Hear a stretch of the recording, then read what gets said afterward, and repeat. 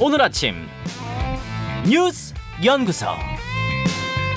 오늘 아침 뉴스의 맥을 짚어드리는 시간 뉴스연구소. 오늘은 뉴스토 김준일 대표와 함께합니다. 어서 오십시오. 안녕하세요. 첫 번째 뉴스 어디로 갈까요? 예, 이재명 더불어민주당 후보는 청년, 그리고 윤석열 국민의힘 후보는 통합에 방점을 찍고 지금 취약계층 집중 공략에 나섰는데요. 정치권 얘기군요. 예, 이 후보는 어제 오전 청년 가상자산을 말하다 간담회에 참석해 가상자산 관련 대화를 나눴는데 네. 이게 이제 2030 청년층에서 지지가 굉장히 열세를 보이고 있고, 또 청년층이 이 코인 가상자산에 투자를 많이 하기 때문에 이거를 이제 고려한 행보라고 보여집니다. 그래서 이 자리에서 이재명 후보가 부동산 개발에서 나온 이익을 기초자산으로 해서 전 국민 가상자산을 지급하는 것을 심도 있게 논의하고 있다라고 얘기를 했고요. 아니, 전 국민한테 그러니까 코인을 지급하는 건 또 예. 고민하고 있다. 고민하고 있다라는 거예요. 그리고 전 세계가 인정하는 가상자산을 만들어 유통될 수 있는 토대를 만들어야 된다. 이게 무슨 얘기냐면 한마디로 얘기하면은 정부가 코인을 만들어 가지고 비트코인과 같은 가상화폐, 가상자산을 만들어서 이거를 일종의 뭐라고 해야 될까요? 뭐 기본 자산 뭐 이런 것처럼 아니면은 뭐 기본 소득 이런 것처럼 좀 전 국민에게 나눠주겠다라는 거를 구상하고 있다라고 밝힌 거예요. 어쨌든 뭐 기본 소득은 아니지만 그런 비슷한 얘기도 하고 자산 얘기도 했습니다.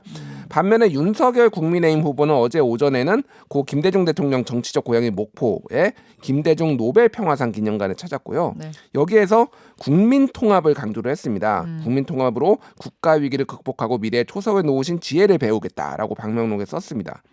그리고 차기 정부를 맡게 되면은 반대하는 분들도 포용하겠다라면서 DJ 정신 계승을 강조를 했고요. 네. 바로 이제 김해 봉하마을을 방문해서 고 노무현 대통령 묘역도 참배를 했는데 기득권, 반칙, 특권과 많이 싸우신 분이다. 청년층 젊은 세대만 사랑을 많이 받으시는 분인데 나도 그런 대통령이 되겠다라는 이런 뉘앙스를 비쳤습니다.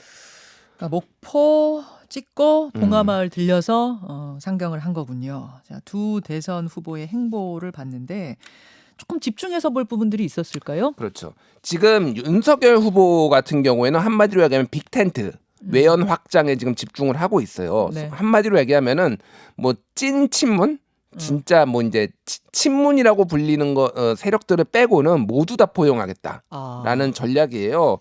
그러니까 지금 어저께 DJ 이제 김대중 대통령과 같이 정치를 했던 고 동교동계 의원들이나 그 정치인들을 만났다라고 합니다. 그래가지고 거기에서 뭐 이제 권노갑 의원의 뭐 보좌관 뭐 이런 분들을 다 만나가지고 같이 하겠다라고 하는 지금 이 전략이 아마 계속 지속될 것 같아요. 그러니까 확장의 행보를 보이는군요. 확장, 통합과 확장을 지금 어제 키워드도 그거였거든요. 통합하겠다, 확장하겠다. 그러니까 지난번 경선 때 보면은 당심은 잡았는데 민심이 약하지 않았느냐 이런 지적이 있었잖아요. 그렇죠. 중도 확장이 고민이다 이런 얘기도 했었는데 그 행보를 지금 시작한 것 같고 이재명 후보는 어떻습니까? 이재명 후보는 지금 특히 20대 남성을 지금 공략을 하겠다라는 게 눈에 띄게 보여요. 이틀 전에 그 페이스북에 글을 하나 올렸는데 공유를 했죠. 홍카단이 이재명 후보님께 드리는 편지라는 건데, 홍카단은 이제 홍준표 후보를 지지했던 남성들인데요. 한마디로 얘기하면은 페미니즘과 부동산 때문에 민주당이 지금 안 되고 있는 거고, 페미니즘 버려라. 그러면 나 이재명 찍겠다. 자랑스럽게. 글의 요지가 그거예요? 글의 요지가 그건데 그거를 이재명 후보가 공유를 한 거예요. 그러니까 이게 뭐 이제 이거에 대해서는 설명은 안 하고 있습니다. 왜냐하면 당내에서도 비판도 있고 뭐 찬성도 있고 뭐 이제 논란이 있는 거예요. 근데 어쨌든 20대 남성 지지율이 낮으니까 잡겠다라고 한 거고, 어저께 가상자산 얘기를 하고, 그러니까 이렇게 전체적으로 이런 방향으로 가고 있다라는 거고, 눈에 띄는 게 어저께 여야 모두 댓글 조작 얘기를 했습니다. 그러니까 뭐 더불어민주당 같은 경우에는 그 김혜경, 그러니까 이재명 후보의 부인 김혜경 씨가 지금 갑자기 쓰러져가지고 병원에 입원을 했잖아요. 근데 이와 관련해서 악성 루머가 많이 퍼졌다라고 하면서 시발단 제2의 시발단이 지금 나오고 있다 이런 식의 얘기를 했어요. 그 예전에 왜 저 댓글 알바단이라고 해서 뭐 십자군 알바단. 그렇죠.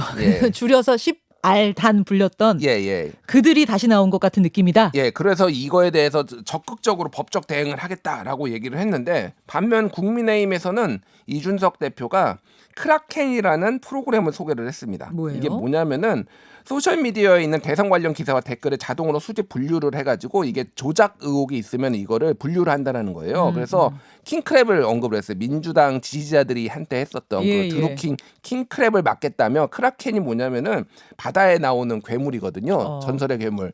그러니까 킹크랩 정도 그러니까 그거잖아요. 바다의 생물이잖아요. 예. 킹크랩 잡아먹겠다. 뭐 이런 거예요. 크라켄이 그러니까. 그러니까 이번 본선에서도 댓글이 염려된다. 드루킹 같은 사람 활동이 염려된다. 또 이준석 대표는 그 얘기한 거군요. 그러니까 서로 염려가 되는 서로 거네요. 한마디로 저쪽이 지금 조작할 가능성이 있다라고 지금 비난을 하는 약간 그런 상황입니다. 예, 어제 하루 동안의 정치권 행보들 좀 둘러봤고 두 번째로는 뭐 볼까요? 예, 사상 두 번째 긴급 조치. 긴급 수급 조정 조치, 줄여서 예. 긴급 조치. 아, 요소수에 대해서 내려졌어요. 예, 그 유신 때 긴급 조치가 아니고요. 예. 예. 생필품 긴급 조치입니다. 예, 정부가 어제 요소수 긴급 수급 조정 조치를 올해 말까지 12월 말까지 시행한다고 밝혔는데요. 이게 뭐냐면은 경제 위기로 물품 공급이 부족해지면은 이 국민 생활에 피해가 우려된다. 이럴 때 긴급 수급 조정 조치를 발동을 할 수가 있는데 이게 1976년에 물가안정법 제정 당시에 만들어진 건데 44년 동안 한 번도 안 이게 시행이 되다가 네. 작년에 마스크 때문에 예. 한번 처음으로 시행이 됐고요. 올해 1년 만에 지금 두 번째 아. 요소수 때문에 지금 내려진 거예요. 그러니까 정부가 공급이며 뭐 모든 걸 다 통제하는 거죠. 예. 예. 그러니까 뭐 사회주의처럼 일종의 통제를 하는 거죠. 임시적으로. 그래서 연말까지 요소수는 주유소에서만 살 수 있습니다. 요소수는 주유소에서만 살 수 있고 얼마나 살 수 있습니까? 예, 1인당 10리터 승용차 이용자는 그리고 화물 승합차 건설 농기계 이용자는 30리터까지 살 수 있고요. 예. 다만 차량을 가져오면 차량에는 그 리터에 상관없이 가득 넣을 수가 있는 가득 겁니다. 넣어주고. 그러니까 따로 이제 뭐 이렇게 통으로 가져오면 그렇게 살 수 있다라는 거죠. 그리고 요소수 재판매도 금지가 돼가지고, 그래요. 그러니까 뭐 중고나라, 뭐 당근마켓 이런 데에서 전부 다 지금 연말까지 금지가 됐습니다. 재판매 금지. 예.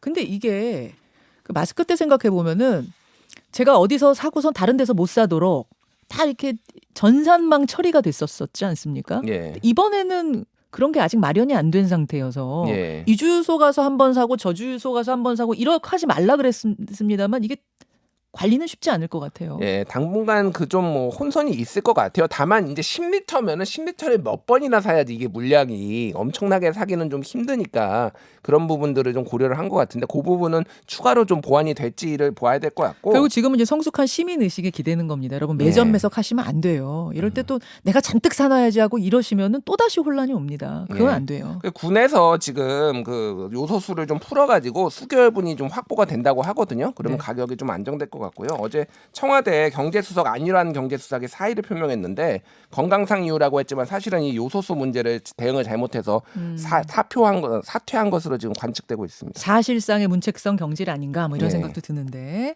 알겠습니다. 코로나 얘기 좀 해보죠. 위중증 환자가 급속히 늘고 있다. 예, 정은경 질병관리청장이 단계적 일상회복 2단계 전환이 어려울 수 있다고 어제 얘기를 했는데요. 네. 위중증 환자가 증가를 하고 있어 1단계를 지속하거나 조치를 강화할 수 있다라고 하는데 이게 지금 어떻게 돼 있냐면은 6주 간격으로 1단계, 2단계, 3단계로 가기로 돼 있어요. 네. 그래서 원래 확진자가 늘어나지 않으면 12월 13일에 2단계를 지금 가야 되는데 2단계 그때 못 갈 수도 있다 이렇게 얘기를 한 거예요. 그래서 위중증 환자가 473명으로 역대 최다를 기록했습니다. 위중증 환자면은 예. 기준이 뭐예요? 어디서부터 위중증 환자로 치는 겁니까? 그러니까 자기가 스스로 호흡을 못하고 기계의 도움을 받아야 되는 거, 산소호흡기 아니면 에크모 이런 거를 해야 하면은 위중증 환자로 분류가 되는데요. 예. 그러면 이제 병상이 많이 필요하니까 그런 문제가 지금 있는 거죠. 예, 여러분 아까 제가 오프닝에서도 말씀을 드렸습니다만 2단계로 못 넘어가는 건 고사하고 되돌아갈 수도 있다는 거 우리가 명심하면서 연말 모임을 좀 당분간은 자제해달라 어제 호소 새겨들어야겠습니다. 수고하셨습니다. 감사합니다. 김현정의 뉴스쇼는 청취자 여러분의 참여로 이루어집니다. 트위터, 페이스북, 레인보우 게시판 그리고 단문 50원, 장문 100원의 유료 문자 샵 1212, 우물정 1212 통해 참여하실 수 있습니다. 김현정의 뉴스쇼 여러분과 함께 만듭니다.